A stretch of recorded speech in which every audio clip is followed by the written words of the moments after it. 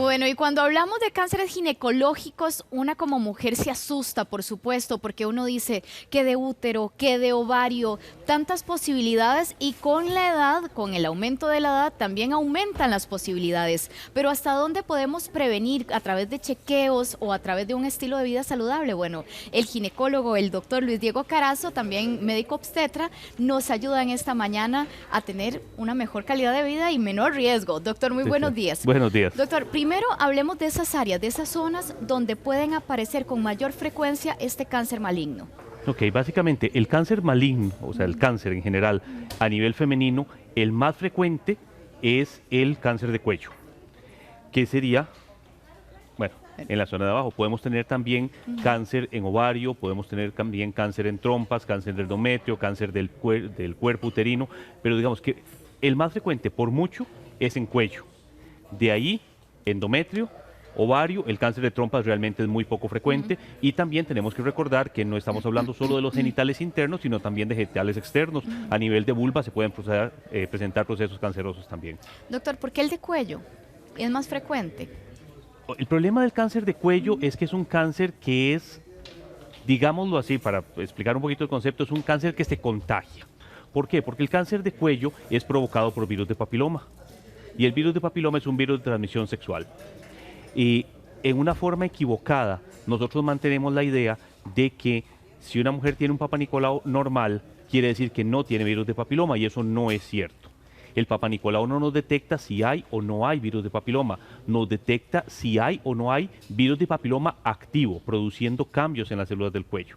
Pero si el virus, la paciente lo tiene y está inactivo, por Papa Nicolau no se va a encontrar. Si lo que quisiéramos es demostrar si la paciente tiene o no tiene virus de papiloma, lo que hay que hacerle es un examen diferente que se llama un ADN viral. Ahora, la estadística a nivel nacional, si yo me pongo a hacerle un ADN viral a todas las mujeres de más de 25 años sexualmente activas en este país, estamos hablando de que más o menos 6 de cada 10 son portadoras de virus de papiloma, lo cual es una suma sumamente alta. Doctor, ahora bien, habla de virus del papiloma, pero ¿cuáles otras señales debemos de prestar atención?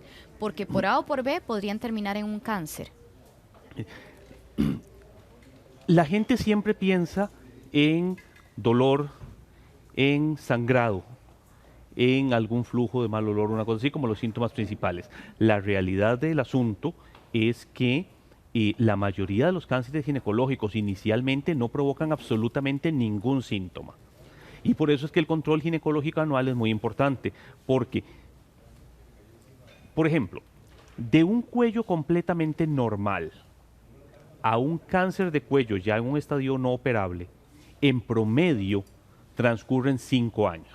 Hay pacientes que evolucionan más rápido, otros más lento, pero en promedio son 5 años. Eso quiere decir que si una paciente se hace sus controles de Papa Nicolau cada año, la posibilidad de que llegue a tener un cáncer avanzado es prácticamente cero, porque detectamos las lesiones cuando están en etapas muy iniciales y al ser etapas muy iniciales son muy fáciles de curar. Cáncer de ovario es mucho más difícil porque el cáncer de ovario no nos da, incluso en etapas más avanzadas, no nos da síntomas. ¿El cáncer de ovario Sí. no se manifiesta, doctor? No. Entonces es muy importante que la paciente igual en su control anual no solo tenga el control de Papa Nicolau, sino que además tenga un control de ultrasonido y si en algún caso no se dispone de ultrasonido, pues un tacto vaginal en una persona con experiencia puede detectar si hay una masa o un crecimiento anormal del ovario. Okay. Hay una cosa más que se nos está quedando por fuera, igual, aparte de lo que es la zona genital, recordemos también que el cáncer de mama es muy importante y también es... Forma parte, sí, de también nosotros. es... detectable si la paciente se hace la disciplina de estarse haciendo el autoexamen de mama todos los meses después de que le pasa la regla. Un autoexamen de mama dura 5 minutos, 10 minutos máximo y permite que la paciente se detecte lesiones en forma temprana. La idea del autoexamen no es que la paciente llegue y me diga un día en la consulta, mire doctor, me encontré un fibroadenoma de 8 milímetros en el cuadrante superior externo de la mama derecha. No, la idea es que la paciente sea capaz de conocerse su mama y que sea capaz de decirme, mire doctor, esta pelotita de aquí yo no la tenía. Y ahí entramos nosotros a hacer diagnóstico para ver si es una lesión benigna, una lesión maligna o si puede ser que no sea nada. Pero la única forma de que la paciente pueda hacer eso es conociéndose la mama y la única forma de conocerse la mama es haciéndose el autoexamen. Okay. Es como cuando la paciente se ve en el espejo, la paciente sabe dónde tiene cada peca, cada lunarcito y eso no la estresa. pero el día que se ve en el espejo y le apareció una mancha nueva en la cara, inmediatamente pega un grito y se busca un dermatólogo. ¿Por qué? Porque se conoce su cara. Entonces es importante que la paciente conozca su pecho para que sea capaz de detectar si hay alguna lesión que está apareciendo. Perfecto. Doctor, ahora que usted habla de exploración a nivel de seno, pero por ejemplo a nivel vaginal, si hay alguna irritación extraña, algo que yo desconocía, eso podría alertarme y ser una señal de que algo no está del todo normal. Sí, podría ser. Ahora, en la gran mayoría de las veces, y los flujos, a menos que sean flujos sanguinolentos, pero la gran mayoría de los flujos vaginales no son provocados por cáncer. ¿Ok? Y eso es importante tenerlo claro. Descartarlo. ¿Cuáles son Entonces. señales que nos pueden alarmar? Bueno, un flujo con sangre o la paciente que sangra cuando tiene relaciones. Eso sí puede ser señal ya de un problema relativamente avanzado, entonces es muy importante darle seguimiento. Como les digo, es muy raro que lleguemos a esto en una paciente que se hace sus controles de Papa Nicolau cada año, porque incluso cuando uno toma el Papa Nicolau, no solo está tomando la muestra, sino que además está viendo el cuello. A través del espéculo uno separa las paredes vaginales y logra visualizar el cuello. Entonces, si hay alguna lesión, ya uno muchas veces con solo verla puede ir haciendo diagnóstico. Doctor, hemos hablado de virus del papiloma, pero ¿qué pasa, por ejemplo, con la clamidia? ¿Cómo puedo detectar qué manifestaciones tiene mi cuerpo si tengo clamidia o es sospecha o hay sospechas de que pude haber sido contagiada con clamidia? Ok, la clamidia es una enfermedad de transmisión sexual y generalmente la paciente puede empezar con dolor, con flujo, con algunas molestias de ese tipo. Y muchas veces con solo examinarla, uno viendo el tipo de flujo puede orientarse. Hay pruebas de laboratorio también que nos pueden dar un diagnóstico 100% seguro. Incluso algunos laboratorios manejan combos, digámoslo así, en el cual se toma una muestra, se analiza y en esa misma muestra se revisa gonorrea, clamidia, en fin, una serie de enfermedades de transmisión sexual y podemos tener un diagnóstico exacto. Sí, ahí es importante tener en cuenta que la clamidia realmente no tiene mucha relación con problemas cancerosos. No es como el virus del papiloma en No, este caso, doctor. no. ¿No hay alguna otra de transmisión sexual que también esté asociado al cáncer? Ok, estrictamente hablando, uno podría hablar de que el SIDA, al producir una alteración importante en la inmunología de la paciente, puede favorecer que se desencadenen algunos tipos de tumores. Pero digamos que el que está enfocado propiamente es el virus de papiloma. Ahora bien, hablamos del virus del papiloma, pero las cepas del virus del papiloma son tan amplias que lo hemos señalado, doctor. Sí. ¿Cómo saber si me saqué la rifa o no me saqué la rifa? Ok, si nosotros tenemos virus de papiloma, podemos hacer una tipificación de virus para saber qué tipo es el que tenemos. Hay diferentes tipos séricos de papiloma. Los dos que más producen problemas de cáncer o de lesiones precancerosas son el 16 y el 18, que son los que se conocen como virus de alto riesgo. Hay otros que tienden más a producir verrugas y hay otros virus de papiloma que realmente son relativamente tranquilos y no nos producen grandes problemas. Pero uno sí puede tipificarlo para ver exactamente cuál es el que tiene y eso nos puede dar una orientación sobre si a esa paciente le tenemos que dar un seguimiento un poquito más estricto o si podemos tener un poco más de tranquilidad en el seguimiento de la paciente. Ok, doctor, ¿qué pasa con las herencias? Que, por ejemplo, mi mamá, mi abuelita o alguien de mi familia tuvo cáncer de mama. ¿Qué riesgo hay no solo de cáncer de mama, sino también de otro tipo de cáncer? Ok, el cáncer de mama sí tiene un patrón de herencia. El cáncer de mama, existen genes, el BSR1 y el 2, que se transmiten por línea materna y que sí, si mamá tuvo cáncer de mama, no quiere decir que todas las hijas van a tener cáncer de mama, pero quiere decir que esas hijas tienen un riesgo aumentado y entonces hay que estar más pendientes. Normalmente nosotros recomendamos que la paciente empiece a tener controles de mamografía y de ultrasonido a los 40 años. Si detectamos que una paciente tiene un familiar cercano con cáncer de mama por línea materna, generalmente iniciamos un control antes de ese tiempo. Muchas veces le empieza a recomendar a la paciente que empiece a hacer sus ultrasonidos de mama, sea a los 30, a los 35 años, y que sí las visitas sean un poco más regulares para estar vigilando. 30 y 35 cuando hay esa herencia, Cuando doctor. hay herencia, si no a los 40 Si no a los estaría bien. 40. Ok. Sí. ¿Qué otra situación, digamos? Ya yo sé que mi mamá tuvo, mi abuelita tuvo. ¿Qué más debo hacer para procurar no terminar con cáncer de mama como le pasó a mi mamá o a mi abuela? Ok, y si lo que tenemos es un asunto genético, y eso no es modificable, pero todas las enfermedades o la mayoría de las enfermedades tienen factores de riesgo modificables y factores no modificables. Por ejemplo, una paciente que tiene antecedente de familiares con cáncer de mama y que estamos con riesgo de que esa paciente tenga un proceso genético que esté ahí durmiendo, es preferible en muchos casos no darle en la menopausia terapia de reemplazo hormonal. Los estrógenos, y eso sí es muy importante dejarlo claro, los estrógenos no provocan cáncer. Si los estrógenos provocaran cáncer, todas las mujeres tendrían cáncer, porque todas las mujeres pasan produciendo estrógenos toda su vida fértil.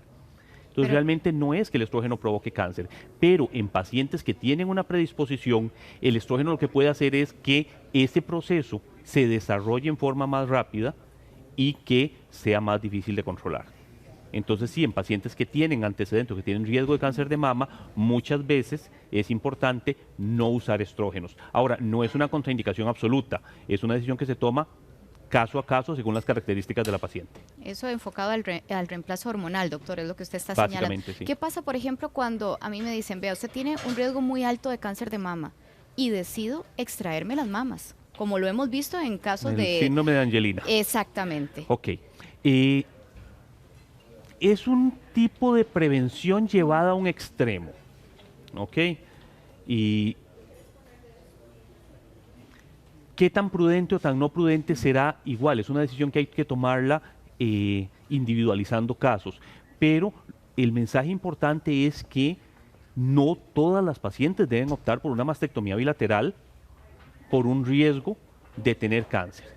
Y el caso de Angelina, que es un caso muy sonado y es el que ha hecho todo el escándalo, ella tenía predisposición genética y además tenía varios marcadores genéticos que hacían que tuviera una predisposición mayor. Entonces, en ese caso, eventualmente, siendo un poquito radical, se pudo haber tomado la decisión. Pero eso es casi como decir que una paciente tiene una displasia leve y entonces le voy a quitar el útero para curarle la displasia leve. No, realmente pues es una medida extrema, es un sobretratamiento. Ok, entonces no es el plan A en este caso, doctor. No, quitarle las mamas a todas las pacientes por un riesgo, eso es casi como decir, bueno, es que me da miedo que me roben el celular, entonces mejor lo voy a dejar en la casa. Sí. El riesgo existe, pero exactamente. Sí. Doctor, para reforzar esas medidas de prevención, ya sé que tengo el riesgo de la herencia por ahí. Usted nos señalaba algunas, pero tal vez reforcemos en eso un poquito, doctor. Bueno, y lo primero es el control, siempre. Ahora, además, y cada vez vemos más pacientes que se montan en el tren de la belleza extrema. Y entonces al montarse en el tren de la belleza extrema, empiezan a ponerse 200 cremas al día, 300 pastillas, de todo para mantenerse jóvenes y todo. Y una de las cosas que les recomiendan algunas veces es el uso de cremas con estrógenos, porque los estrógenos mantienen la juventud y todo el asunto.